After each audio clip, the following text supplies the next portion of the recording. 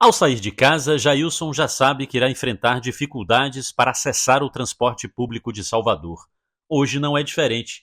Para pegar o metrô na estação Pituaçu, o cadeirante até procurou o elevador apropriado para isso, mas se deparou com esta situação. Eu me sinto abandonado pelo poder público, porque um equipamento como esse, ele tem uma importância enorme para garantir a acessibilidade, a inclusão da pessoa com deficiência dentro da cidade. Ou seja, hoje eu me sinto muito triste em saber que um equipamento desse, que poderia facilitar a minha vida e a vida de muitas pessoas com deficiência, encontra em uma situação dessa, completamente abandonado. Um elevador nesse estado, Jailson teve de encarar a rampa de acesso. Mas como enfrentar esta subida sozinho?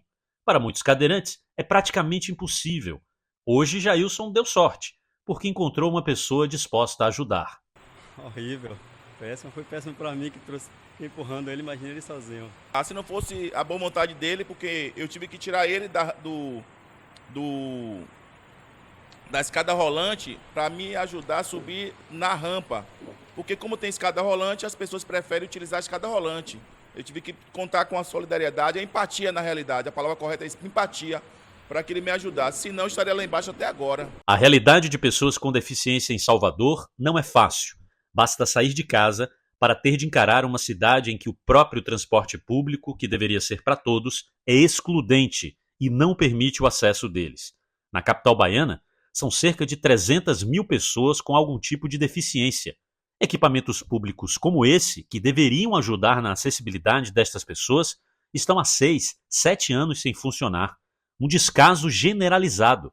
O resultado disso, elevadores que viram espaço para consumo de drogas, descarte de objetos roubados e abrigo para moradores em situação de rua. Primeiro que não tem iluminação.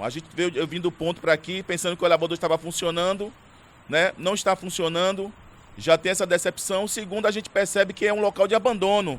Tem muito material, tem muito lixo, inclusive contribuindo com a dengue.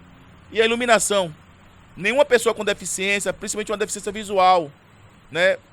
Ou um cadeirante poderia transitar em um ambiente, primeiro que não tem o piso tátil. Então o deficiente visual não chegaria até aqui. Segundo que não tem iluminação e não tem nenhum tipo de segurança para que a gente pudesse acessar esse ambiente. Mas será que este é um caso pontual? Será que é apenas este elevador específico na estação de metrô Pituaçu? Infelizmente não. O problema é recorrente. Olha só o que encontramos na Via Expressa. Todos os elevadores de acesso às passarelas na mesma situação. Destruídos, abandonados, cheios de lixo. Lugares que oferecem risco à população. Construídos em 2013, ao custo de 4,9 milhões de reais, os 8 elevadores da Via Expressa são um retrato do desprezo que a Prefeitura de Salvador tem com as pessoas com deficiência. Os equipamentos foram construídos pela Condé, a Companhia de Desenvolvimento Urbano do Estado da Bahia. A responsabilidade de manutenção e conservação dos elevadores, no entanto, é da Secretaria de Mobilidade de Salvador, a CEMOB.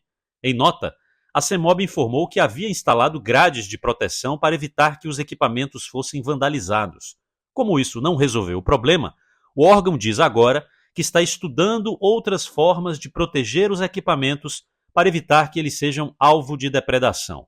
Enquanto isso não acontece, quem sofre são os cadeirantes. Da falta de empatia do poder público, porque a gente carece de políticas públicas que garantam a acessibilidade, a mobilidade, a inclusão. E a gente, por exemplo, Salvador, mesmo possuindo mais de 300 mil pessoas com algum tipo de deficiência, a gente não tem um plano de acessibilidade que dentro dos projetos da prefeitura garanta o espaço, o piso tátil, a rampa de acesso, o sinal sonoro, os equipamentos, as tecnologias assistivas que garantam a inclusão da pessoa com deficiência naquele local.